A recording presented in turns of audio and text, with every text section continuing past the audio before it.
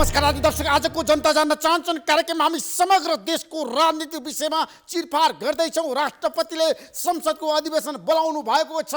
23 गते संसद पुनर्स्थापना भइसकेपछि पहिलो पटक राष्ट्रपतिले संसदको अधिवेशन बोलाउनु भएको छ। सबैको ध्यान संसदतिर केन्द्रित भएको छ। अब संसदमा के होला? सत्तारूढ दल विधिवत रूपमा फुटेको छैन, राजनीतिक रूपमा फुटिसकेको छ। नेपाल कम्युनिस्ट पार्टी 23 गते प्रधानमन्त्री केपी शर्मा ओली र प्रचण्ड माधवकुमार नेपाल समूहले के गर्लान् संसदमा? आजको कार्यक्रममा हामी यस बारेमा विशेष खुलासा गर्दैछौँ। जनता जान्न चाहन्छन् कार्यक्रममा हामी प्रत्येक दिन ताजा अपडेट गराउँछौँ तपाईँहरूलाई। दिनभरि देशभरि के भइरहेको छ राजनीतिक घटनाक्रम। आज प्रधानमन्त्री केपी शर्मा ओलीले पोखरामा पुगेर घोषणा गर्नुभएको छ, मसँग संसदीय दलमा बहुमत छ, मलाई हटाउन सक्छौ भनी हटाऊ, तर विधि सम्मत रूपमा हटाऊ, प्रक्रियामा गएर हटाऊ, प्रधानमन्त्रीले भन्नुभएको छ। र संसदीय दलमा आऊ, बैठकमा सहभागी हौ र बहुमत देखाएर मलाई हटाऊ भनेर प्रधानमन्त्रीले चुनौती दिनुभएको छ प्रचण्ड र माधवकुमार नेपाललाई। अब कसरी हटाउन सक्लान् त प्रचण्ड माधवकुमार नेपालले केपी शर्मा ओलीलाई? आजको कार्यक्रममा हामी यस बारेमा विशेष खुलासा गर्दैछौँ। अब के होला देशको राजनीति?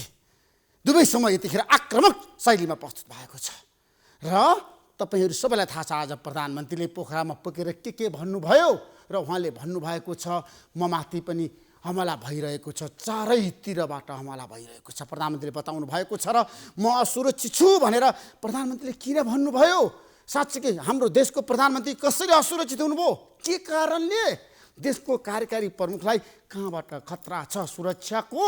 आजको कार्यक्रममा हामी यस बारेमा विशेष खुलासा गर्दैछौँ। जनता जान्न चाहन्छन् कार्यक्रममा देशको प्रधानमन्त्रीको अहिलेको अवस्थाको बारेमा। प्रधानमन्त्रीले किन यसो भन्नुभयो? के कारणले बोल्नुभयो? पोखरामा पुगेर उहाँले म असुरक्षित छु भनेर। साँच्चै देशको कार्यकारी प्रमुख असुरक्षित कहाँबाट? आजको कार्यक्रममा हामी यस बारेमा देशको एकदम राजनीतिक, आर्थिक, सामाजिक, कूटनीतिक हरेक विषयवस्तुमा आज हामी गहिरोमा गएर समीक्षा गर्दैछौँ प्रधानमन्त्री केपी शर्मा ओलीको अभिव्यक्तिको बारेमा पनि। र प्रचण्ड माधवकुमार समूहको बैठक धमाधम भइरहेको छ। शीर्ष नेताहरूले आज एउटा निर्णय गरेका छन्, भोलि स्थायी समितिको बैठक बस्ने र केन्द्रीय समितिको बैठक बसेर देशको समसामयिक राजनीतिक घटनाक्रमको समीक्षा गर्ने भनेर उहाँहरूले बताइरहँदाखेरि निर्वाचन आयोगलाई पनि दबाब दिने र छिटोभन्दा छिटो निर्वाचन आयोगले नेपाल कम्युनिस्ट पार्टीभित्रको विवाद टुङ्ग्याउनु पर्छ भन्ने प्रचण्ड माधवकुमार नेपाल समूहको निष्कर्ष छ। साँच्चै के होला? अब निर्वाचन आयोगले तत्काल निर्णय नगर्ने अवस्था देखाएको छ, सङ्केत देखाएको छ र निर्वाचन आयोगले भनेको छ विधि र प्रक्रियामा गएर टुङ्ग्याउनको लागि समय चाहिन्छ, तत्काल हामी विवाद समाधान गर्न सक्दैनौँ। अब के होला त? नेपाल कम्युनिस्ट पार्टी विधिवत रूपमा नफुट्दासम्म अब कसैले पनि अविश्वासको प्रस्ताव राख्न सक्छ कि सक्दैन प्रधानमन्त्री केपी शर्मा ओलीमाथि? प्रचण्ड माधवकुमार समूहले अविश्वासको प्रस्ताव पहिले दर्ता गराएको थियो। पुस 5 गते त्यो अविश्वासको प्रस्ताव फिर्ता लिन प्रचण्ड तयार हुनुभएको छ। अब के होला त? अविश्वासको प्रस्ताव कहिले दर्ता होला? पर्खेर हेरेको रणनीतिमा हो त प्रचण्ड माधवकुमार नेपाल समूह? आजको कार्यक्रममा हामी यसबारे पनि खुलासा गर्दैछौँ र आज हामी धेरै विषयवस्तु छलफल गर्दैछौँ। तपाईँहरू सबैलाई थाहा छ देशको आर्थिक, सामाजिक, कूटनीतिक, राजनीति र भ्रष्टाचारको बारेमा, सुशासनको बारेमा, जनताको समस्याको बारेमा। आज जनता जताततै समस्यामा छन्। यसबारे पनि आजको कार्यक्रममा हामी विशेष रूपमा फोकस गर्दैछौँ र प्रधानमन्त्रीले नेतृत्व चरणसँग पनि वार्ता गर्छु, अब छिट्टै वार्ता हुन्छ भनेर भनिरहँदाखेरि वार्ता कहिले होला, कसरी होला, यसबारे पनि आजको कार्यक्रममा हामी विशेष रूपमा चर्चा गर्दैछौँ। र प्रधानमन्त्री केपी शर्मा ओलीले संसदीय दलमा आफू बहुमत रहेको कुरा बताइरहँदाखेरि साँच्चै के छ त अङ्कगणित? आज हामी विशेष खुलासा गर्दैछौँ। प्रधानमन्त्रीको पक्षमा कति, प्रचण्ड माधवकुमार नेपाल समूहमा कति सांसदहरू कहाँ कसरी विभाजित भइरहेका छन्? खरिद बिक्री नहोस्, म आग्रह गर्न चाहन्छु शीर्ष नेताहरूलाई, देशका प्रतिष्ठित व्यक्तिहरूलाई। हाम्रो देशमा फेरि पनि सांसद खरिद बिक्री प्रकरण सुरु भयो भने हामी चुप लाएर बस्दैनौँ। सांसदहरूलाई तपाईँले किनबेच नगर्नुहोस्, मेरो आग्रह छ। सांसदहरूले पनि पैसामा नबिक्नुहोस्। तपाईँहरूको लागि पैसा ठुलो कुरा होइन। कसैले पैसा खाएर यदि गद्दारी गरेको छ भने जनताले छोड्ने छैनन्। आगामी निर्वाचनमा तपाईँहरूलाई पराजित गर्नेछन्, जोसुकै होस्। यसबारेमा पनि आजको कार्यक्रममा हामी विशेष रूपमा चर्चा गर्दैछौँ र काङ्ग्रेसका सभापति शेरबहादुर देउबा यतिखेर आफ्नै रणनीतिमा हुनुहुन्छ। उहाँ जसरी हुन्छ प्रधानमन्त्री बन्ने तयारीमा हुनुहुन्छ। सम्भव छ शेरबहादुर देउबा फेरि पनि प्रधानमन्त्री बन्न? हामी प्रत्येक दिन खुलासा गर्दैछौँ। अहिलेको अवस्थामा शेरबहादुर आवश्यक हो देशको लागि। उहाँलाई फेरि पनि जनताले प्रधानमन्त्री भएको हेर्न चाहन्छन्। कङ्ग्रेसमा शेरबहादुर देउवा सर्वसम्मत उम्मेदवार बन्न सक्नुहुन्छ। नेपाली कङ्ग्रेसमा पनि मत विभाजित छ र कङ्ग्रेसका नेताहरूले भनेका छन् शेरबहादुर देउवालाई प्रधानमन्त्री बनाउन सकिँदैन। प्रकाशमान सिंह र शशाङ्क कोइराला मध्ये एकजनालाई बनाउनु पर्छ भनेर कङ्ग्रेसमा पनि बहस सुरु भएको छ। को होला प्रधानमन्त्री? हामी बारम्बार बहस गर्नेछौँ। म केही समयको विश्रामपछि आउनेछु। प्रतीक्षा गर्नुहोस्। जनता जान्न चाहन्छन् कार्यक्रम हेर्दै गर्नुहोस्। यतिखेर हाम्रो बीचमा राजनीतिक विश्लेषक सबैले चिनेको व्यक्तित्व हुनुहुन्छ अरुण कुमार सुवेदीजी। तपाईँलाई म जनता जान्न चाहन्छन् कार्यक्रम स्वागत गर्न चाहन्छु। धन्यवाद। अब संसद पुनर्स्थापना भयो, देशको राजनीति कता जान्छ? सहमतितिर कि द्वन्द्वतिर कि विवादतिर? होइन, राजनीति त अब द्वन्द्वतिर गएको स्पष्ट छ। यति हो, अहिलेसम्म खुनी द्वन्द्व भएको छैन। होइन, वाक्द्वन्द्व र चारित्रिक द्वन्द्व त उत्कर्षमै पुगेको छ र राजनीतिक संस्कृतिको पतन पनि लगभग उत्कर्षमा पुगेको देखिन्छ। र यसले कुल परिणाम के आउँछ? जसरी हामीहरूले संविधान लागू हुँदादेखि र यो गत निर्वाचन भए पछाडि एक किसिमको हामीमा अति उत्साह र एक किसिमको राजनीतिक सफलताको अतिरञ्जनापूर्ण व्याख्या जो भइरहेको थियो त्यो चाहिँ आज तुएको अवस्था हो। यसले हामीहरूलाई प्रणालीगत स्थायित्व पनि दिएन र शासकीय स्थायित्व पनि दिएन, आर्थिक डेलिभरी पनि गरेन आजसम्म आइपुग्दाखेरि। र 3 वर्ष यही संविधानलाई अभ्यास गरिसकेपछि 1 वर्ष अन्तरिम अभ्यास लगभग चाहिँ केपी ओलीजीले झन् 1 वर्ष गर्नुभयो होला पहिली, र 3 वर्ष निर्वाचित भएर प्रधानमन्त्री भएर जुन अभ्यास गर्नुभयो त्यो अभ्यास गरेपछि यसका असफलताहरू र त्यसका परिणतिहरूले प्रधानमन्त्री नै यो प्रणाली विस्थापनको बाटोमा लगभग अग्रसर भइसक्नु भएको थियो। कसरी जस्टिफाई गर्नु? जस्तो प्रधानमन्त्री केपी शर्मा ओली परिवर्तनको विपक्षमा उभिनुभयो, गणतन्त्रको विपक्षमा, संहिताको विपक्षमा, गणतन्त्रको विपक्षमा त उहाँले त्यसरी भन्नुभएको छैन। होइन, अनि गणतन्त्र जसको विपक्षमा आएका हुन्, अब महाराजले पनि गणतन्त्रमा पुनर्विचार गर्नुपर्छ भनेको छैनन्, अहिले मैले सुनेको छैन अहिलेसम्म। तर सङ्घीयता र धर्मनिरपेक्षताको विरुद्धमा त उहाँ उभिएको बारम्बार भनिराख्नु भएको छ नि त, मैले भन्नै पर्दैन। उहाँले त्यो संविधान आउने बित्तिकैको कुनै एउटा लोकप्रिय सञ्चार माध्यमको लोकप्रिय चाहिँ मतलब टक सोमा उहाँले अन रेकर्ड भनेको कुरा हो।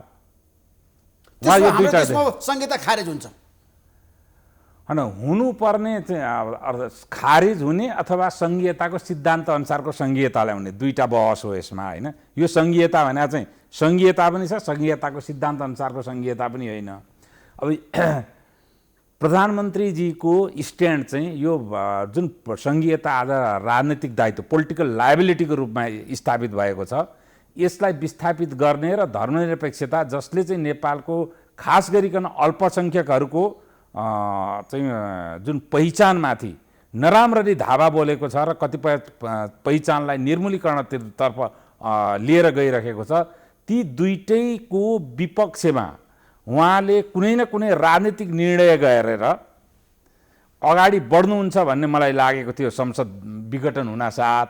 तर प्रधानमन्त्री पनि त संहिताको पक्षमा जानुभयो, सेकुलर राष्ट्रको पक्षमा जानुभयो नि त अहिलेसम्म त।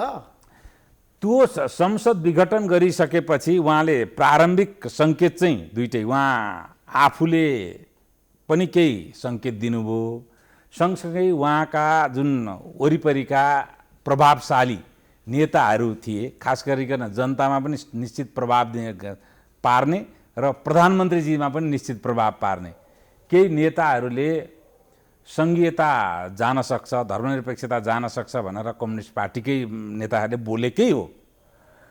त्यो त प्रचण्डजीका नजिक भएका मान्छेले त पशुपतिनाथलाई गाली दिएको, धर्मनिरपेक्षता र सङ्घीयता जान्छ भनेर त उहाँकै वरिपरिका मान्छेले बोलेको। सांस्कृतिक राष्ट्रियताको पाठ त केपी ओलीजीले नै जिटिभीको सुधीर चौधरीलाई पढाउनु भएको हो। पहिलोचोटि कम्युनिस्ट प्रधानमन्त्री भएर पशुपतिनाथको पूजा त कम्युनिस्ट प्रधानमन्त्री पशुपतिनाथको पूजा गरेका छन्। कसले गरेका थिए? काङ्ग्रेसीले त गरेका थिएन, औपचारिक उपस्थिति मात्रै हुन्थ्यो। कम्युनिस्ट त कसले गरेका थिए र? त्यसो प्रधानमन्त्री हिन्दू राष्ट्रको पक्षमा हुनुहुन्छ। अब आगामी त्यसरी निर्वाचन उहाँले जाँदाखेरि बोल्नु नेपाललाई भएको छैन, हिन्दू तर राष्ट्रपति उहाँको लिएर सङ्केत त्यो र सम्भव छ? होइन उहाँको अतीतमा केही अब निर्वाचन संविधान बन्नुभन्दा अगाडिका केही अब मेरो पनि सम्बन्ध भनौँ उहाँसित भएका केही साक्षात्कारहरू र त्यस पछाडिको पनि उहाँका कतिपय अब चाहिँ अभिव्यक्तिहरूले उहाँ सङ्घीयता र धर्मनिरपेक्षताको विरुद्धकै मान्छे हो। तर उहाँले जुन यो प्रणाली एउटा पोलिटिकल लायबिलिटी भयो, यस अन्तर्गत काम गर्न सकिएन भनेर भन्नु पनि भयो।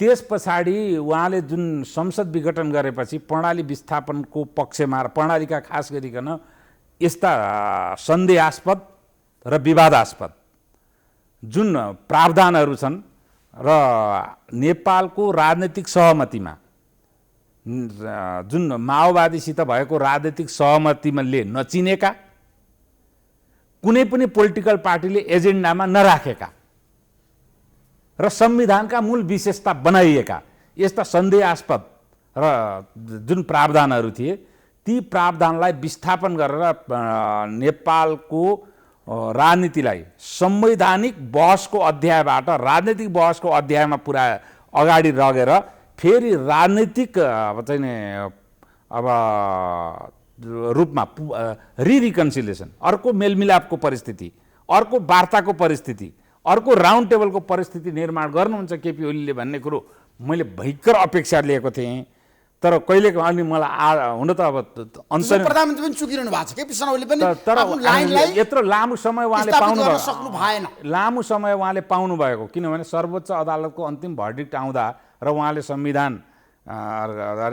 संसद विघटन गर्दाको समय निकै लामो थियो। त्यो लामो समय पाउँदाखेरि पनि वाञ्छित पोलिटिकल मुभ चाहिँ उहाँबाट नभएकै हो। तपाईँलाई थाहा छ प्रधानमन्त्रीले आज पोखरामा पुगेर भन्नुभयो म माथि आक्रमण हुनसक्छ, चारैतिरबाट चाहिँ मलाई छ नि आक्रमणको खतरा छ, हमलाको खतरा छ, म असुरक्षित छु भनेर प्रधानमन्त्री किन भन्नुभयो आज तपाईँ भन्नुहोस् त अहिलेको अवस्थामा? अनि यो दुई किसिमबाट गर्छ, एउटा सामान्य अर्थ, अर्को गम्भीर अर्थ। सामान्य अर्थमा के भने प्रधानमन्त्री गिरिजाप्रसाद कोइरालालाई पनि जमानामा साङ्घातिक हमला भएकै हो। सर्वोच्च अदालत र सर्वोच्च अदालतका प्रधान न्यायाधीशलाई पनि साङ्घातिक हमला भएकै हो। र साङ्घातिक हमला गर्ने चरित्रको राजनैतिक शक्ति अहिले पनि जङ्गलमा छँदैछ, होइन? र त्यो एउटा सामान्य अर्थको रूपमा। अर्को असामान्य अर्थ चाहिँ के हो भने अहिले प्रधानमन्त्रीजीले नै नेपालको इन्टेलिजेन्सको पनि नेतृत्व गर्नुहुन्छ। प्रधानमन्त्री कार्यालय अन्तर्गतै छ अहिले चाहिँ इन्टेलिजेन्स नेपालको। अनि राज्यका सम्पूर्ण सूचनाका स्रोतहरूसँग सम्बन्धित गोप्य सूचनाका स्रोतहरूसँग सम्बन्धित निकायहरूको अब नेतृत्व प्रधानमन्त्रीज्यूबाटै भएको छ। त्यो अवस्थामा प्रधानमन्त्री जस्तो मुलुकको कार्यकारी मुखियाले नै आफूमाथि साङ्घातिक हमला हुनसक्छ भनेर कुनै सूचनाको आधार हो भने त यो त धेरै गम्भीर कुरा हो। देशको प्रधानमन्त्री असुरक्षित हेर्नुहोस् त, कार्यकारी आज उहाँले आफै भन्नु, यो त गम्भीर कुरा। सामान्य अर्थ अब प्रधानमन्त्री हुँदै गिरिजाप्रसादमाथि प्रहार भएको हो, होइन? आफै भन्नुभएको छ। अब प्रधानमन्त्री हुँदै चाहिँ म त मेरो ज्यान खतरामा छ प्रधानमन्त्रीको भनाइ हो। त्यही त अब हमला त भनिहाले नि। सामान्यतया गिरिजाप्रसादलाई जसरी हमला गरियो प्रधानमन्त्री हुँदैखेरि त्यस्तै हमला पनि हुनसक्छ, यो सामान्य अर्थमा हो। त्यो हो भने मैले त यसलाई ठुलो लिइनँ। तर पुरा इन्टेलिजेन्स र सम्पूर्ण कार्यकारी अधिकार कार्यकारीकै मुखियाले यसो भन्नु भने चाहिँ एउटा गम्भीर कुरा हो। उहाँलाई त त्यस्तो भएको छ भने सामान्य गरी खाने मान्छेहरूलाई कस्तो भएको होला?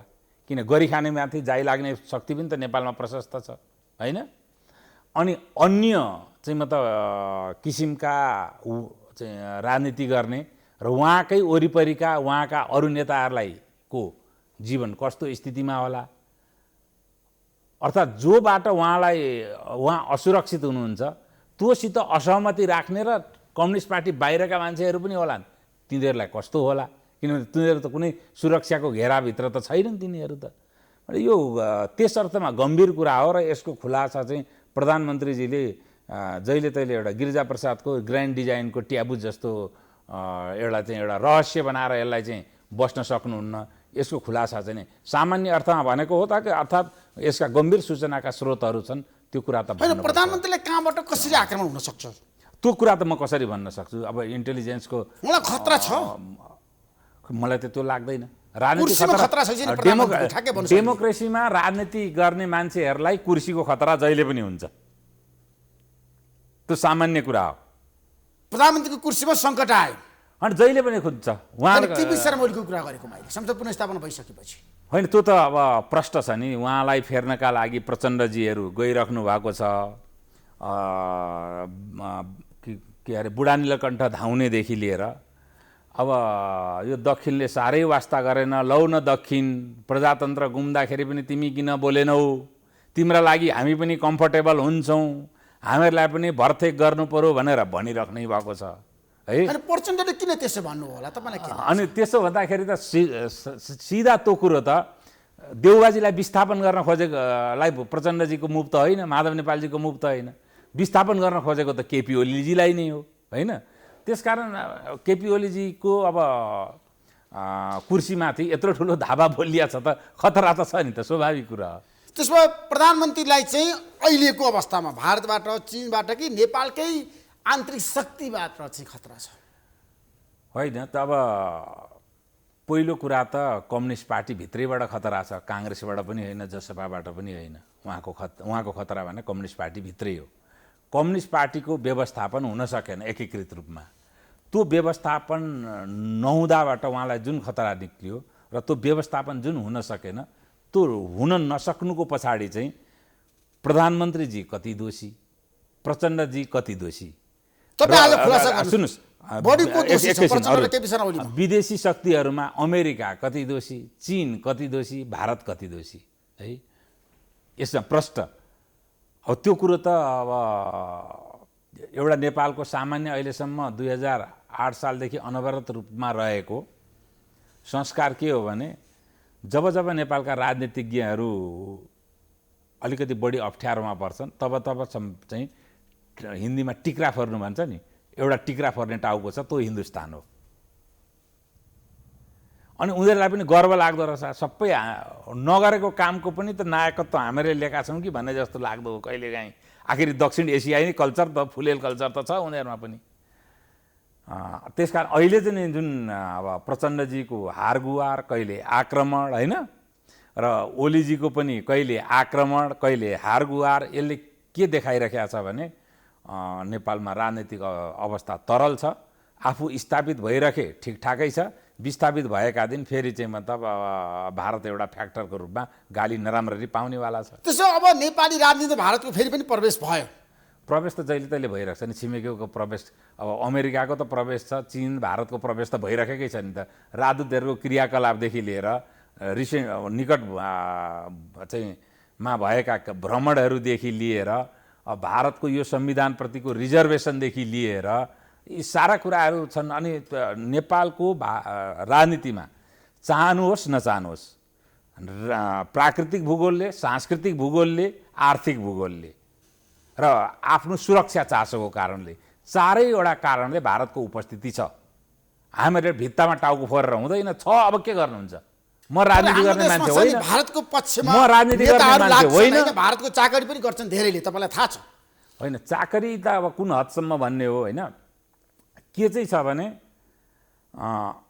यी चारवटा फ्याक्टर भने नि मैले भारतको सुरक्षा चासोलाई जहिले तहिले चुनौती दिएर पनि हामी शान्तिले बाँच्न सक्दैनौँ किन नेपालको भूगोलै यस्तो छ। यो भूगोलको कारणले भारत जहिले पनि डिफेन्सिभ छ एउटा। दोस्रो कुरो हाम्रो आर्थिक भूगोलभन्दा स्वैर कल्पनामा बाहिर गएर पनि हामी बाँच्न सक्दैनौँ। म त हेर्नुहोस् प्र्याक्टिकल लाइफ बाँचेको मान्छे कुनै स्वैर कुनै युटोपियामा बाँच्न सक्दिनँ म। युटोपियनहरूले जे पनि भनिदिन्छन् है। अनि हाम्रो सांस्कृतिक भूगोल र हाम्रा सांस्कृतिक सम्पदाले दिने जुन कमाइ छ नि त हाम्रो आय आर्जन छ नि त्यसको स्वाभाविक बजार पनि भारतै हो।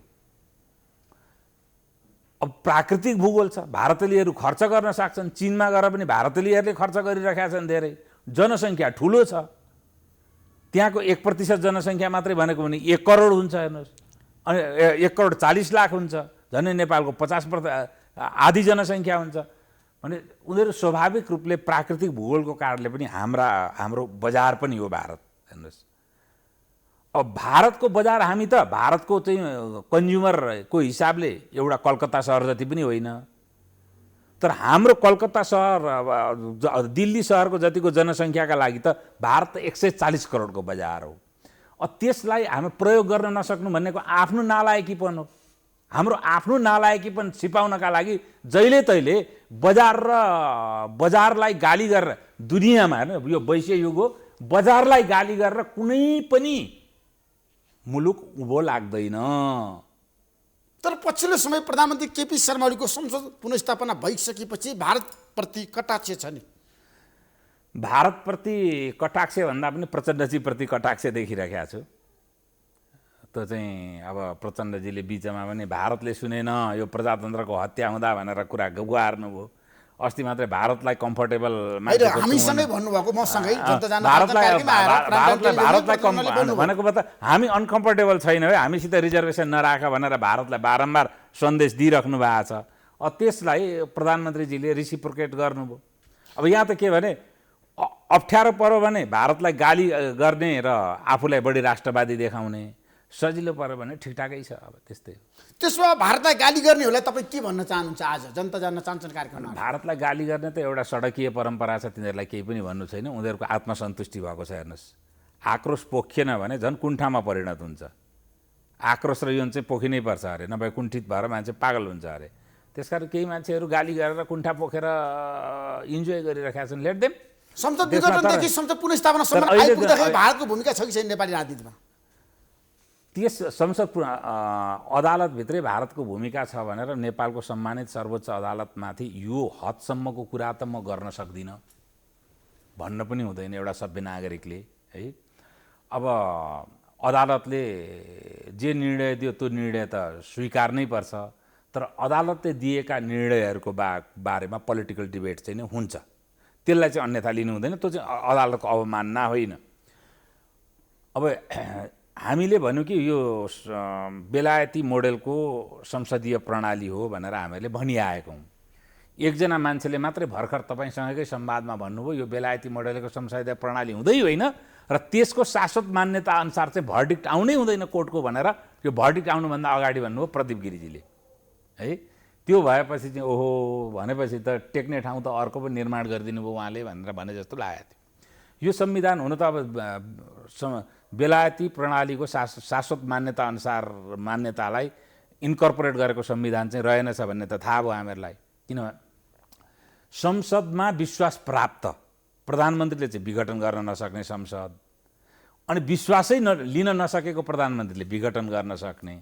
भारतमा पनि भएको छ नि त, अब ब्रिटिस स्टाइलकै पार्लिमेन्टेरियन डेमोक्रेसी हो भारतमा। चन्द्रशेखरजीले संसद विघटन गर्दाखेरि त्यहाँ पनि रिट पर्यो।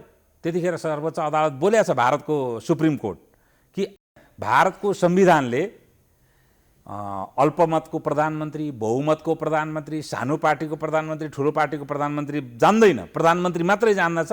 प्रधानमन्त्रीले संसद विघटन गरेर फ्रेस म्यान्डेटमा जान्छु भन्यो, सदर भनेर भनिदियो। तर नेपालमा चाहिँ त्यो बदर भयो होइन। अब संविधानको स्पिरिट यही छ भनेर सर्वोच्च अदालत भनेरले भनेपछि मान्नु पर्यो। र मैले पनि अब बल्ल बुझ्न पाएँ कि यो ब्रिटिस चाहिँ मतलब संसदीय मोडेलको प्रजातन्त्रमा आधारित त्यो चाहिँ मतलब कार्यकारी र व्यवस्थापिकाको अरू विशेषताको त कुरा छोडिदिउँ, कार्यकारिणी र व्यवस्थापिकाको बारेमा मात्रै पनि त्यो मोडेलको होइन रहेछ भनेर बुझ्यो। अब प्रधानमन्त्री को बन्ला? केपी शर्मा ओली नै यथावत रहनु होला कि शेरबहादुर देउवा र प्रचण्ड अथवा बालकमा नेपाल बाबुराम भट्टराई मध्ये कसको चाहिँ यतिखेर सम्भावना? अब होइन त्यस्तो सम्भावना, सडकदेखि सञ्जालसम्म र सञ्चारसम्म र अनौपचारिक कुराकानीमा पनि सबैभन्दा बढी मलाई चाहिँ मानिसहरूले सोधेको प्रश्न यो, त्योभन्दा भिन्न प्रश्न केही पनि होइन।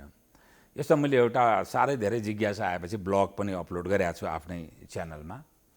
त्यति सजिलो छैन परिस्थिति। हेर्नुहोस्, अब कस्तो स्थिति आयो भन्नुहुन्छ भने अब तपाईँका दर्शकहरूलाई पनि भनौँ जो सबै मेरो च्यानलको उसमा हुनुहुन्न होला, पहुँचमा हुनुहुन्न होला। अब कस्तो पेचिलो स्थिति छ भने पार्टी फुटेको छैन। प्रचण्डजीहरू केन्द्रीय समितिमा बहुमतमा हुनुहुन्छ, बहुमतमा भएकोले पार्टी फुटाउन मिल्दैन।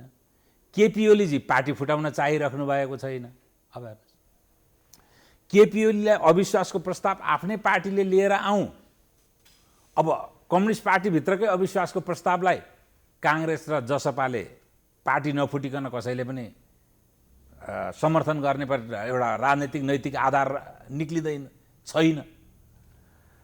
अब अविश्वासको प्रस्तावबाट पनि हटाउन गाह्रो।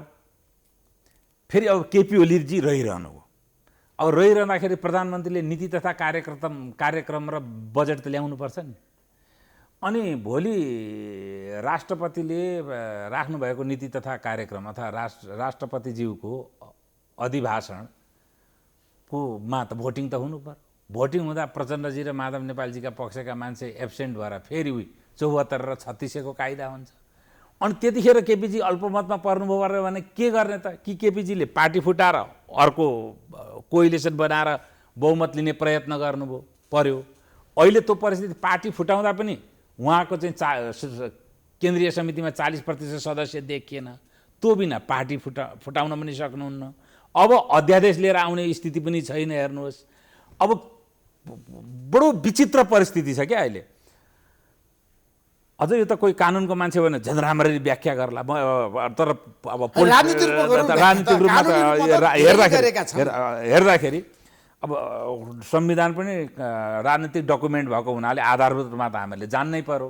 अलिअलि पछि चाहिँ मतलब अब आएका सर्वोच्च अदालतका व्याख्याहरूले पनि अलिअलि पढ्दै पनि जान्ने होइन। यो विचित्रको स्थिति छ। अनि अर्को, अब ल केपी ओलीजीलाई चाहिँ सरिता गिरी जस्तो बनाए, मान्नुहोस्, कारबाही गर्यो, संसदबाट निष्कासित गर्यो केपी ओलीलाई। त्यसलाई अग्नि सापकोटाजीले ऱ्याटिफाई गर्नु, अनुमोदन गर्नुभयो। अनुमोदन गर्दाखेरि के हुन्छ? अब केपी ओलीजी अदालत जानु होला, के होला। त्यस पछाडि अर्को संसदीय दलको नेता त चुन्नु पर्यो। कम्युनिस्ट पार्टीले चुनेर प्रचण्डजी अथवा कोही पठाइदिनु भयो। चुनेर पठाएपछि न अब प्रधानमन्त्रीजीलाई अर्को प्रधानमन्त्री नियुक्ति नभइकन त विस्थापित त हुनुहुन्न केपी ओलीजी। अनि अर्को प्रधानमन्त्री नियुक्ति गर्दाखेरि जुन परिस्थिति आउँछ, नम्बर 1, राष्ट्रपतिज्यूको संवैधानिक र कानुनी सल्लाहकार भनेको सर्वोच्च अदालत हो। अब यो के गर्नुपर्छ भनेर सर्वोच्च अदालततिर पठाइदिनु भयो राष्ट्रपतिजीले। त्यहाँ एमिकस क्युरी गठन हुन्छ, अर्को लम्बित विषय हो यो आफैमा। उहाँ प्रधानमन्त्रीमा बसै हुनुहुन्छ। हेर्नुहोस्, नीति तथा कार्यक्रम र बजेट पास हुने स्थिति हुँदैन। ल त्यो गर्नु भएन। राष्ट्रपतिजीले अब सभामुखले लेखेपछि गएपछि कम्युनिस्ट पार्टीको अर्को चाहिँ जो संसदीय दलको नेता हुन्छ, अहिले प्रचण्डजीलाई तोक्या छ क्या होइन? प्रचण्डजी प्रधानमन्त्री हुनुभयो। मान्नुहोस्, पार्टी नफुटेसम्म त त्यही बहुमत एक पार्टीभित्रै त खेल्नु पर्यो नि त। अरू आउने त राजनीतिक र संवैधानिक आधार त छैन। अनि प्रचण्डजीले पनि त नीति तथा कार्यक्रम र बजेट त ल्याउनु पर्छ होला। केपी ओलीलाई कारबाही गरे पनि केपी ओली एक्लो मान्छे त पक्कै होइन होला संसदभित्र, उहाँको स्ट्रेन्थ त छ। अनि उहाँहरू त्यतिखेर एब्सेन्ट हुँदा फेरि उहाँको पनि नीति तथा कार्यक्रम पास हुँदैन। अब केपी ओलीजी पार्टी फुटाउनुहुन्न, बहुमतले पार्टी फुटाउन मिल्ने स्थिति हुँदैन। ए बाबा, अहिले त प्रचण्डजी मिल्दैन 40% लिएर 40 घटेर मिलाउनु त बहुमतले त कसरी पार्टी फुटाउनु त? अनि यो त बडो अनौठो स्थिति छ। हेर्नुहोस् है, अब त्यस पछाडि उहाँहरूको नीति तथा कार्यक्रम पास भएन भने पनि अनि के गर्नु पर्यो? ल म बहुमत प्राप्त दलको प्रधानमन्त्रीको नीति तथा कार्यक्रम पास भएन भनेर राजीनामा टेन्डर गरेर अनि त्यस पछाडि फेरि संसद विघटनमा जानु पर्यो कि अर्कोलाई प्रधानमन्त्री बनाउनु पर्यो। अनि खाली गर अब कस्तो स्थिति निर्माण भने त्यही संसद विघटन गर्ने, घुमी फिरी रुम्जाटार भने जस्तो अध्यायमा फेरि पनि संसद विघटनतिर जान सक्छ। के गर्नुहुन्छ त ल भन्नुहोस्? कम्युनिस्ट पार्टी फुट्दैन, कम्युनिस्ट पार्टीको प्रधानमन्त्रीले राखेको नीति तथा कार्यक्रम र बजेट पास हुने अवस्था छैन। अब के गर्नुहुन्छ? त्यसो नेपाल कम्युनिस्ट पार्टी फुट्दैन भने तपाईँको जिकिर हो। केपी ओलीले नफुटाएसम्म फुट्दैन। अब उहाँले फुटाउने हो भने त अहिलेसम्म अध्यादेश ल्याएर फुटाइसक्नु पर्ने हो। अब वैधानिक रूपमा केन्द्रीय समितिको 40% नपुगेको अस्ति प्रमाणित भइसक्यो। निर्वाचन आयोगले 441 जनाकै हो केन्द्रीय समिति भन्यो। अब 441 जना मान्दाखेरि 275 जना उता, 3 जना वामदेवजीपट्टि भएपछि त 40% त यता पुगेन। केन्द्रीय समिति र संसदीय दल दुईटैमा 40% नभइकन हुँदैन। हेर्नुहोस्, अब केपी ओलीजीलाई हेर्नुहोस्, संसदीय दलमा माधव नेपाल र प्रचण्डजी अल्पमतमा परे पनि कि बलात् केपी ओलीलाई प्रधानमन्त्री मानेर उहाँको नीति तथा कार्यक्रम र बजेटलाई अनुमोदन गर्दै जानु पर्यो, चुप लागेर संसद पुनर्स्थापना गरौँ, हाम्रो दिग्विजय यही हो, बाँकी केपी ओलीलाई समर्थन भन्नु पर्यो, होइन भने त विकल्पै देख्दिनँ म त। बडो चाहिँ त पेचिलो ठाउँमा गएर राजनीति भइहाल्छ। त्यसो भए प्रचण्ड माधव नेपालले पनि पार्टी फुटाउन सक्नुहुन्न, केपी शर्मा ओली त नफुटाउने पक्षमा हुनुहुन्छ, किनभने उहाँसँग बहुमत छैन। उहाँसित 40% छैन, केन्द्रीय समितिको कानुनी रूपमा फुटाउन सक्नुहुन्न। अध्यादेश अहिलेसम्म ल्याएको छैन, अब संसद चलेपछि अध्यादेश आउने कुरो भएन। पार्टी फुटाउनको लागि सहमति गर्न सक्नुहुन्न उहाँहरूले मिलेर संसदमा? काङ्ग्रेस साथ दिन्छौँ भनेर भनिसक्यो, कङ्ग्रेसले लिएर अब पार्टी फुटाउने विधेयक लिएर भनेर भनिरहेको छ नि त। त्यो गऱ्यो भने हुन सक्छ, त्यो सम्भावना छ कि छैन कतिको? अब होइन, त्यसो गर्दाखेरि अब त संवैधानिक र यो अब यो संसदको कार्यविधिहरूको बारेमा मलाई थाहा छैन, होइन। अब उहाँले टेबल गरेर त्यसलाई चाहिँ अब चिफ व्हिप उहाँले हटाएको मान्ने कि नमान्ने, देव गुरुङजी हुनुहुन्छ, उहाँले चाहिँ चिफ व्हिपलाई उहाँले हटाएको मानेको अवस्था हो कि होइन? अब उहाँले विशाल भट्टराईलाई नियुक्ति गरेको छ, होइन अहिले। अब देव गुरुङजीले त्यसको एगेन्स्टमा व्हिप जारी गर्नुभयो। अब देव गुरुङको व्हिपलाई मान्यता दिन्छन् कि सभामुखले विशाल भट्टराईको व्हिपलाई मान्यता दिन्छन् सभामुखले? फेरि अदालतमै सुन्न, फेरि केस अदालतमा जाने। यस्तो राजनीतिभित्रको यस्ता पचडा यति धेरै न्यायिक सक्रियता बढ्ने सम्भावना बढ्यो अहिले लिएर आयो नि अहिलेको राजनीतिक अवस्थाले। त्यस कारण यो 2 वर्षसम्म यस्तै पचडा भयो भने त यसले आर्थिक अवस्था र धेरै कुराहरूलाई हान्छ। अब त्यो नगर्नका लागि अब त प्रचण्डजीहरू र माधव नेपालजीले तपाईँलाई कम्फर्टेबल पार्टी फुटाउनलाई कम्फर्टेबल कानुन ल्याउनुहोस्, बरु त्यो कानुनसम्म चाहिँ हामी पनि पारित गरिदिन्छौँ। अब यसरी सकिँदैन, अलग अलग पार्टी बसौँ भनेर चाहिँ उहाँहरूले सल्युसनमा पुग्नुभयो भने बरु सहज होला जस्तो लाग्छ। होइन भने केपी ओलीजी बस्या प्रधानमन्त्री भएको भए राजीनामा दिन भनिहाल्नु भयो, उहाँलाई हटाउने स्थिति छैन। उहाँले भनिसक्नुभयो मलाई अविश्वासको प्रस्ताव ल्याएर हटाऊ सक्छौ भनी चुनौती दिनुभएको छ, भने चेतावनी पनि दिनुभएको छ नेताहरूलाई, म कारबाही गर्छु, म छोड्दिनँ, म चुप लाएर बस्दिनँ। हो होइन, अविश्वासको प्रस्ताव ल्याएर पनि कसरी हटाउने त? अब पार्टी नफुटिकन अविश्वासको प्रस्तावलाई काङ्ग्रेस र जसपाले समर्थन प्रष्ट भनिसक्या, शेरबहादुरजीले पनि प्रष्ट भन्नुभयो, पहिले पार्टीको आधिकारिकता निर्धारण गरेर आउनुहोस् भनेर। जसपाले पनि प्रष्ट भनिसक्यो। अब यो अवस्थामा पार्टी एक भइन्जेलसम्म त कम्युनिस्ट पार्टीले नै ल्याएको अविश्वासको प्रस्तावमा एउटा चाहिँ हुनसक्छ, अब संसदीय दलमा उहाँलाई अविश्वासको प्रस्ताव ल्याएर हटाएर अर्को संसदीय दलको नेता चुनेर त्यसलाई राष्ट्रपतिजीले प्रधानमन्त्रीमा नियुक्ति गर्नुभयो भने असारसम्म, कति जेठ 15 कि असार 15मा बजेट ल्याउनु पर्ने? जेठ 15मा गणतन्त्र दिवसको दिन हो। जेठ 15 बजेट ल्याउने, त्योभन्दा अगाडि नै राष्ट्रपतिको अभिभाषण हुन्छ, होइन? भनेपछि अब त्यो 2 महिना प्रधानमन्त्री कोही अर्को हुनसक्छ। त्यस पछाडि त उही त केपी ओलीका सांसदहरू अनुपस्थित हुने बित्तिकै नीति तथा कार्यक्रम फेल भइहाल्छ। अन्त फेरि उही गङ्गाराम कुमार आइरहेका। त्यसो प्रचण्ड माधव नेपालसम्मले अविश्वासको प्रस्ताव ल्याएर काङ्ग्रेस र जसपाको समर्थन लिएर अगाडि बढ्न सक्ने सम्भावना कति छ? होइन, काङ्ग्रेस र जसपाको कसरी हुन्छ भने नि यो संसदीय दलमा न अविश्वासको प्रस्ताव टेबल गर्नु पर्यो उहाँहरूले। पहिले केपी ओलीलाई संसदीय दलको नेता हटाउन 171 कि 70 जना हुनुहुन्छ उहाँहरू, त्यसमा बहुमत प्राप्तको चाहिँ संसदीय दलको नेता प्रचण्डजी हो भनेर प्रमाणित गरेर सभामुख मार्फत पठाए भइयो नि त। काङ्ग्रेस र जसपाको त आवश्यकतै छैन उहाँ केपी ओलीजीलाई त्यसरी हटाउने हो भने। तर 2 महिना पछाडि कसरी चाहिँ नीति तथा कार्यक्रम पास गर्छ?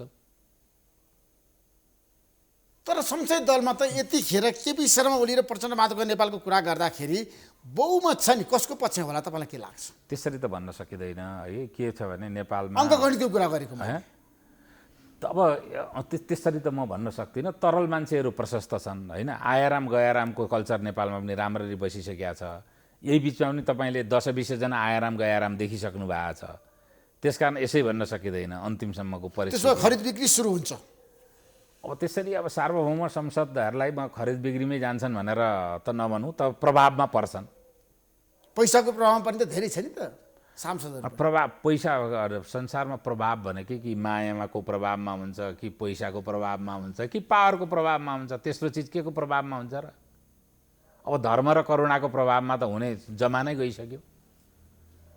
त्यसो अबको प्रधानमन्त्री भनेको बाबुराम भट्टराईको सम्भावना कति छ? उहाँ भारतमै हुनुहुन्छ। भारतमा त उहाँ चाहिँ उहाँको स्वास्थ्यको कारणले जानुभएको प्रमाणित भइसकेको अवस्थामा हरेक चाहिँ भारत जाने बित्तिकै टेक्ने बित्तिकै के नगर भन्ने चाहिँ यो हाइपर सेन्सिटिभ नेपालमा एक थरी मान्छेहरूलाई त हुन्छ। म त्यसरी त लिन्न। उहाँ हस्पिटलाइज पनि भएको हो। अस्ति झलनाथजी पनि त जानुभयो नि, उहाँ उपचार गरेर आउनुभयो। प्रचण्ड पनि जानुभयो श्रीमती लिएर। म कतिपय म मन्त्री ठाकुर पनि जानुभयो। म आफ्नै परिवारको उपचारका लागि भुक्तभोगी हो। नेपालमा जति डाक्टर साहबहरूले जति डाक्टरहरूको मन्त्रालय स्वास्थ्य मन्त्रालयले जति गफ दिए पनि नेपालमा अझै पनि मेडिकल साइन्समा विकास गर्नुपर्ने धेरै कुराहरू विकास भएका छैनन्। तर म आफै भुक्तभोगी भएको हुनाले कोही मान्छे गयो भने त्यसलाई चाहिँ मतलब राष्ट्रवाद र दुनियाँ खारको चाहिँ कसैलाई खुइल्याउने टिप्पणी गरेर बुरुक बुरुक उफ्रिने झिल्क्यो होइन म। त्यसको उहाँ अब जानुभयो, उहाँको स्वास्थ्यको कारण। त्यसमा शेरबहादुर देउवाको प्रधानमन्त्री बन्ने सम्भावना छ? होइन, प्रधानमन्त्री 4 चोटि हुनुभयो, फेरि पनि सम्भावना। कम्युनिस्ट पार्टी फुट्यो भने अब बाबुरामजीको पनि सम्भावना छ, शेरबहादुरजीको पनि सम्भावना छ, कम्युनिस्ट पार्टीको एउटा लिडरको बिचको पनि सम्भावना छ है। नेपाल कम्युनिस्ट पार्टी केही लागेन भने एउटा चाहिँ समानुपातिको सांसद हटाएर मलाई लगेर मेरो पनि सम्भावना छ। हेर्नुहोस्, त्यो सम्भावना छ। कम्युनिस्ट पार्टी फुट्नु पर्यो पहिले है। कम्युनिस्ट पार्टी फुटिसकेपछि जसको पनि सम्भावना। कम्युनिस्ट पार्टी नफुटिकन शेरबहादुरजीलाई पनि कसरी प्रधानमन्त्री बनाउने हो? कि 170 जना नै एकातिर बसेर शेरबहादुरजीलाई सपोर्ट गर्ने हो कि राष्ट्रिय सरकार भयो भनेर बाबुरामजीलाई सपोर्ट गर्ने हो कि? त्यस्तो त संसारमा कहीँ पनि हुँदैन। हेर्नुहोस्, डेमोक्रेटिक प्र्याक्टिसमा त्यो कम्युनिस्ट पार्टी नफुटिकन सम्भावना छैन। कम्युनिस्ट पार्टी फुट्ने चाहिँ अब यो कानुनी दाउपेच र परिस्थिति बडो जटिल भयो। होइन, कानुन रूपमा त तपाईँले जटिलता देखाउनु भयो, तर अब राजनीतिक रूपमा पनि जटिलता छ है। जटिलता छ त। राजनीतिक रूपमा जटिलता फुकाइदिनु पर्ने चाहिँ केपी ओलीजीले नै हो। प्रचण्डजीहरूले के समर्पण गरेर केपी ओलीजीलाई प्रधानमन्त्री मानेर बसिराख्नु पर्यो? त्यो सम्भावना छ नेपाली राजनीतिमा? ठोकठाक र बोकबाक भयो भने त्यो पनि अन्तिममा गएर काहीँ अब एउटा बाहिर चाहिँ नाटक रूपमा हामीले आत्मालोचना गऱ्यौँ भनेर काहीँ ल्यान्डिङ गरेर त्यसो प्रचण्ड र केपी शर्मा ओलीको बिचमा फेरि सहकारी हुनसक्छ, एकता हुनसक्छ संसदमा। अब पहिले नै नहुनुपर्ने एकता चाहिँ केपी ओलीजीले पनि कसरी गर्नुभयो, प्रचण्डजीले पनि गर्नुभयो। प्रचण्डजीलाई त सायद घाटा भएन, ऊ घाटा चाहिँ केपी ओलीजीलाई नै भयो त्यो एकताबाट। एमालेलाई नै भयो, त्यो तात्कालीन रूपमा को एमालेलाई नै। अब जसरी गर्नुभयो त्यसरी नै अब कुनै नाटकीय परिस्थिति आएर भयो भने म भन्न सक्दिनँ, किनभने नेपालमा नाटकीय परिस्थितिहरू आउँछन्, अकल्पनीय परिस्थितिहरू आउँछन्। हेर्नुहोस्, राजनीतिमा सोच्दै नसकेको संविधान आयो, सोच्दै नसकेका संविधानका विशेषताहरू आए, सोच्दै नसकेका शक्तिहरू विस्थापित भए, सोच्दै नसकेका शक्तिहरू आए विगतमा पनि। त्यस्तो नहुन सक्छ भन्ने पनि छैन, तर पनि अब त्यति धेरै चाहिँ मतलब नाटकीय रूपलाई अब चाहिँ षड्यन्त्रको थ्योरी अनुसार व्याख्या गरेर नबसौँ। तर अहिलेको मौजुदा परिस्थितिमा केपी ओलीलाई हटाउन बडो पेचिलो स्थिति निर्माण, बडो अप्ठ्यारो स्थिति छ। त्यसो प्रधानमन्त्री उहाँलाई हटाउन उहाँले राजीनामा दिनु भएन भने उहाँलाई हटाउने भनेको कम्युनिस्ट पार्टीभित्र बहुमत पुर्याउनु पर्यो प्रचण्डजीले संसदीय दलमा। त्यो कुरा कम्युनिस्ट पार्टीको चाहिँ मतलब जुन संसदीय दल छ त्यस मार्फत सभामुख मार्फत जानु पर्यो राष्ट्रपतिजी कहाँ। त्यो कुरालाई राष्ट्रपतिजीले सहजै केपी ओलीजी नरहनु भएको सूचना प्रकाशित गरेर त्यो चाहिँ संसदीय दलको नेतालाई प्रधानमन्त्री बनाउनु पर्यो। त्यो भयो भने 2 महिनासम्म राष्ट्रपतिको धन्यवाद प्रस्ताव पारित नहुन्जेलसम्मलाई प्रधानमन्त्री कोही कम्युनिस्ट पार्टीको हुन सक्छ। त्यसो राष्ट्रपतिको भूमिका फेरि निर्णायक भयो। राष्ट्रपति त संवैधानिक प्रमुख भएपछि त अब राष्ट्रको संवैधानिक प्रमुख नै हो, राष्ट्राध्यक्षको निर्णायक हुँदैन त त्यस अवस्थामा। राष्ट्रपतिजीले त्यतिखेर अब यो विवाद भएको हुनाले के गर्नुपर्छ भनेर सर्वोच्च अदालतलाई सोध्न पनि सक्नुहुन्छ अथवा गर्न पनि सक्नुहुन्छ, अरू केही कानुनी परामर्श लिएर। तपाईँले पोखरामा विश्वकै सबभन्दा लामो केबुल कार निर्माण गर्दै हुनुहुन्छ। कसरी तपाईँ र तपाईँको टिमलाई म बधाई र सफलताको शुभकामना दिन चाहन्छु। धन्यवाद। अब यो कसरी भन्ने त डिपिआरमा हामीहरूले सरकारसित प्रस्तावै गरेका छौँ, सरकारसित सम्झौता पनि भइसकेका छ। राजनीतिका बिचमा फ्याट्ट चाहिँ तपाईँले अब यो ठुलो परियोजनाको पनि प्रसङ्ग उठाउनुभयो। अब मसँग यो त राष्ट्रिय गौरवको परियोजना हुन सक्दैन। हुनुपर्ने हो, तर निजी क्षेत्रबाट गरिएकोलाई राष्ट्रले चाहिँ अहिलेसम्म गौरवको परियोजना भनेर निजी क्षेत्रलाई त्यो हदसम्म ओन गरेको अवस्था छैन। हामी परम्परागत यो सोसलिस्ट र कम्युनिस्ट माइन्डसेटबाट बाहिर निक्लिन सकेका छैनौँ। प्राइभेट सेक्टरप्रति त्यत्रो उदारमना भएर हामीहरू प्रस्तुत हुन सकेका छैनौँ। तर पनि कम्तीमा गण्डकी प्रदेशको सरकारले निजी क्षेत्रबाट प्रवर्तित प्रान्तीय गौरवको आयोजना भनेर आफ्नो नीति वक्तव्यमा नै यसलाई समावेश गरेको छ। र त्यसको चाहिँ मुख्यमन्त्रीजी, त्यहाँको प्रदेश सभा लाई चाहिँ म एकदम प्रति म आभार व्यक्त गर्छु। चाहिँ गण्डकी प्रदेशले चाहिँ त्यो चाहिँ आफ्नो नीति वक्तव्यमा यो केबुल कार तपाईँले जसरी निर्माण गर्दै हुनुहुन्छ, कति वर्ष लाग्छ, खर्च कति हुन्छ र आम्दानी हुने बाटो छ भने यत्रो ठुलो परियोजना नेपालमा सम्पन्न हुनसक्छ? गाह्रो हुँदैन अरुणजी? होइन, गाह्रो त हुन्छ। गाह्रै कुरा त गर्ने हो नि। अब सुरुमा जतिखेर शैलजा आचार्य चाहिँ जलस्रोत मन्त्री हुनुहुन्थ्यो त्यतिखेर निजी क्षेत्रले गर्नै सक्दैन, हाइड्रो पावरमा निजी क्षेत्रलाई दिनै हुँदैन भनेर भयङ्कर काङ्ग्रेसहरू पनि उफ्रेर भयङ्कर कराएका हुन् होइन। निजी क्षेत्रको लगानी त्यहाँबाट सुरुवात भयो। आज तपाईँलाई देशी र विदेशी कर्पोरेट सेक्टरबाट र निजी क्षेत्रबाट 900 मेगावाटसम्मका परियोजनाका प्रस्तावहरू आइसकेका छन्। एउटा 900 मेगावाटको परियोजना निर्माणाधीन छ। नेपालका मात्रै मान्छेहरूले, नेपालका मात्रै प्रवर्तक भएर 600 मेगावाटको परियोजना बनाउँछु भनेर चाहिँ नेपाली ब्याङ्कहरूले मात्रै फाइनेन्सियल क्लोजर गरेर हामीहरू पैसा दिन्छौँ भनेको परियोजना पनि नेपालमा सुरु हुँदैछ भने यो त लगभग 350 मेगावाटको परियोजना बराबर मात्रै हो। त्यसकारण नसक्ने भन्ने कुरो छैन। यो फाइनेन्स भनेको व्यवस्थापन गर्ने हो, एउटा मोडेल, बिजनेस भनेको मोडेल तय गर्ने हो र नसक्ने भन्ने छैन, एउटा भिजनको कुरा हो। तर यसको सँगसँगै चाहिँ आउने विषयवस्तु के भने नेपालमा जुन डुइङ बिजनेसको कुरा छ, अब संसारभरिमा डुइङ बिजनेसको वातावरण कहाँ कस्तो छ भनेर एउटा अध्ययन हुन्छ। त्यो अध्ययन हुँदाखेरि नेपालमा चाहिँ खास गरिकन नीतिको कारणले, राजनीतिक कारणले र विदेशी मुद्राको जोखिमको कारणले र स्थानीय अराजकताको कारणले, यी 4-5वटा कारणले डुइङ बिजनेसमा त्यति राम्रो देश चाहिँ नेपाल होइन। तर पनि यसको बावजुद पनि हामी जस्ता केही बहुलाहरू छौँ, केही लगानी गर्दा। अब यी चन्द्रगिरी हिल्स नै आएको छ, निजी क्षेत्रले गरे हो त्यत्रो लगानी, उहाँहरूले अर्को सुरु गरिराख्नु भएको छ होइन। अनि हाइड्रो पावरमा पनि आएका छन्, सबले चाहिँ खुइल्याएको छ, मिडियाले सञ्जालले खुइल्याएको छ। तर पनि त्यसले चाहिँ गैँडाको छाला जस्तो छाला बनाएर नेपालको प्राइभेट सेक्टरले काम गरिरहेको छ। अब गरेछ प्राइभेट सेक्टरले। तपाईँहरूलाई पैसा कसले दियो त? यत्रो धेरै पैसा, अरबौँ रुपियाँ यत्रो त ल्याउनु भयो अरुणजी?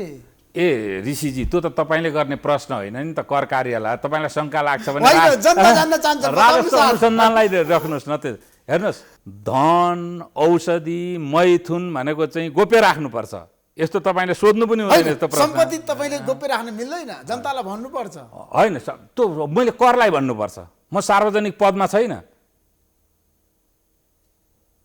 म आफ्नो स्वरोजगार गरेर बसेको मान्छे, आफ्नो व्यवसाय गरेको मान्छे हो। मैले करले सोध्यो, म त्यसमा राज्यलाई भन्न मेरो कर्तव्य हो राज्यलाई जानकारी गराउनु।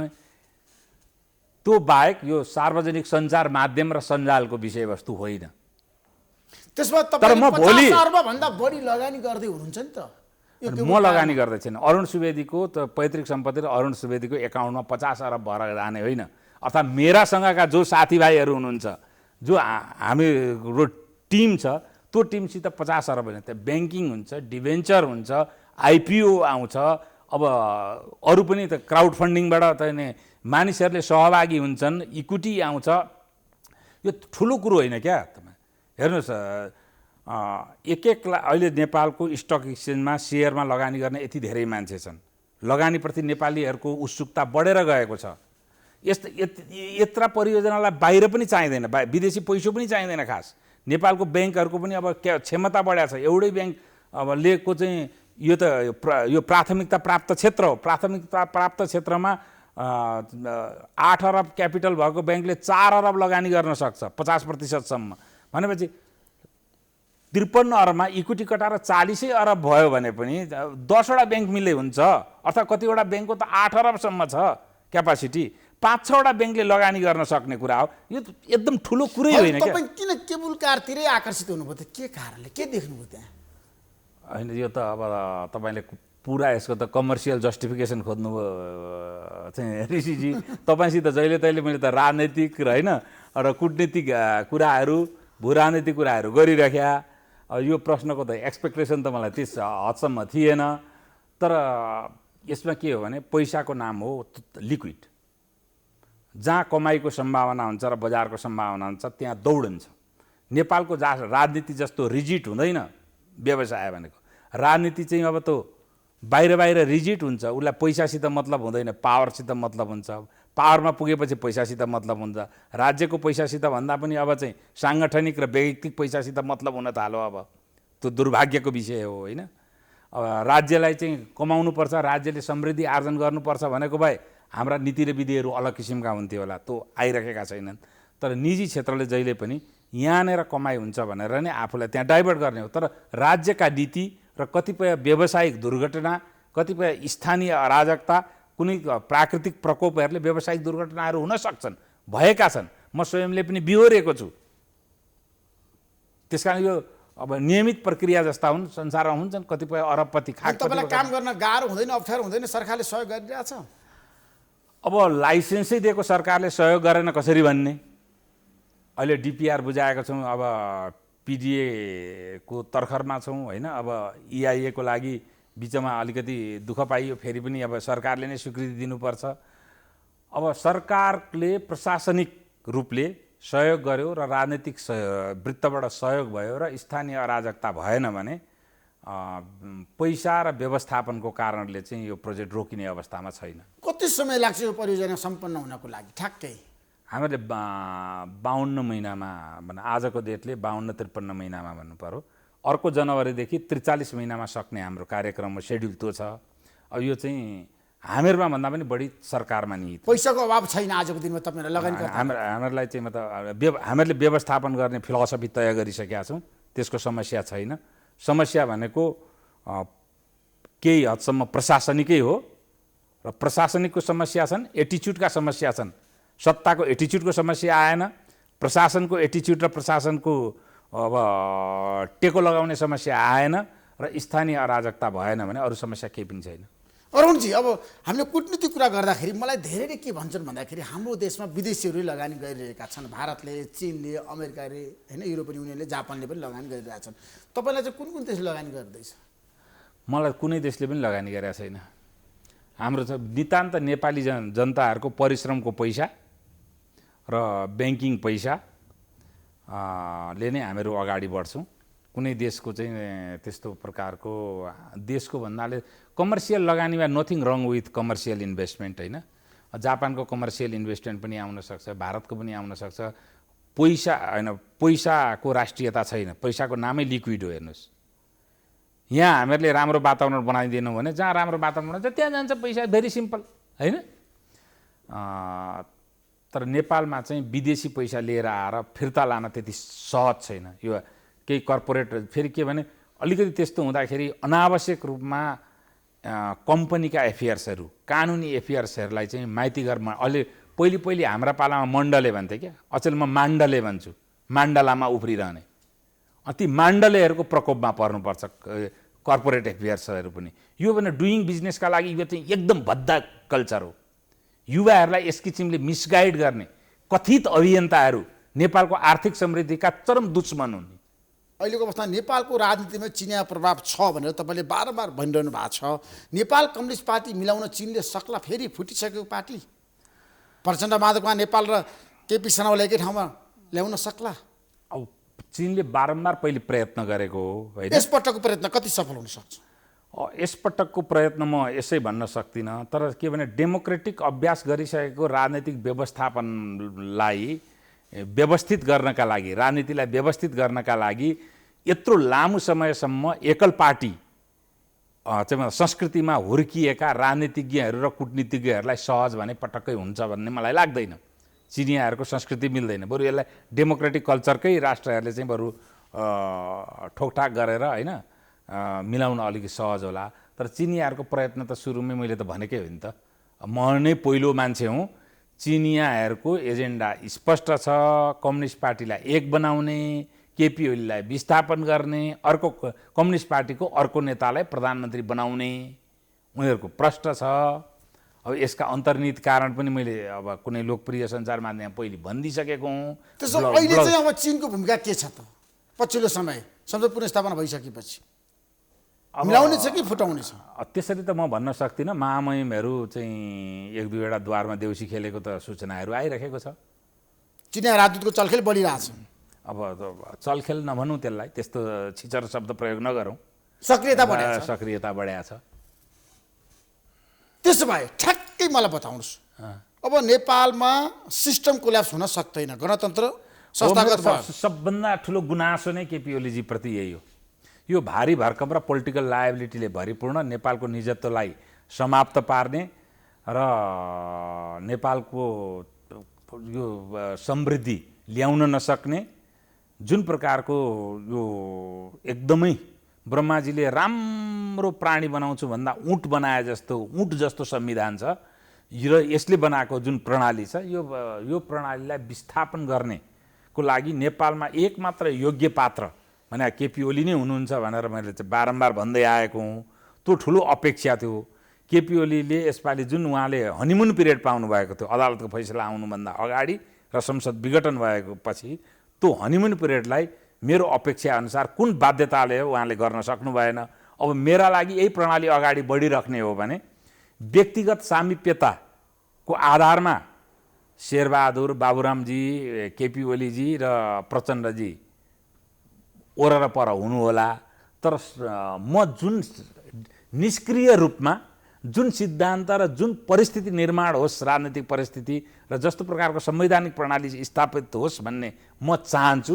मेरो राजनीतिक चाहना र मेरो झुकावको हिसाबले उहाँहरू सबै समधुरीमा मेरो। किनभने तपाईँले राज संस्था आउँछ, पूर्व राजा ज्ञानेन्द्र राजा बन्छ भनेर भन्नुभएको थियो नि। त्यसो त भनेको थिइनँ मैले, त भनेको थिइनँ मैले।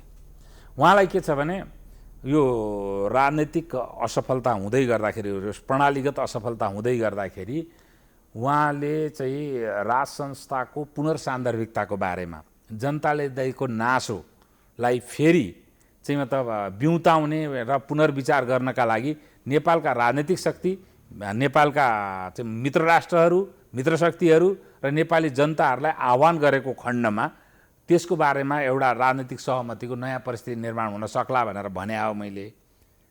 अब त्यो कुरो चाहिँ नआउँदाखेरि त अब त्यो एकहोरो सडकमा लगाएको नारा जस्तो सजिलो त नेपालको राजनीतिक परिस्थिति छैन नि त। मैले त्यसरी चाहिँ आउँछन् भनेर त्यसरी भनेको चाहिँ होइन।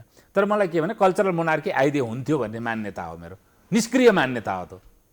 Thank you so much Arun ji, समय दिनुभयो। तपाईँलाई म धेरै धेरै धन्यवाद दिन चाहन्छु। ल एकदम तपाईँलाई पनि धन्यवाद। यसलाई चाहिँ आज चाहिँ व्यवसायिक कुराहरू पनि मेरो चाहिँ एक्सपोज गरिदिनु भयो तपाईँले फेरि है। म त व्यवसायिक कुरा अलिकति मैले व्यवसाय गर्नु भएको छ भने त जनता फेरि के छ भने यस्ता कुरामा अलिकति हाई प्रोफाइल भयो थाहा हुनुपर्छ होइन। फेरि यो चाहिँ यस्ता कुरामा शत्रु बढाउने काम पनि हुन्छ क्या। तपाईँको मित्र धेरै छन्, शत्रु छैनन्। हस् धन्यवाद। तपाईँको मुखमा घिउ सक्खर।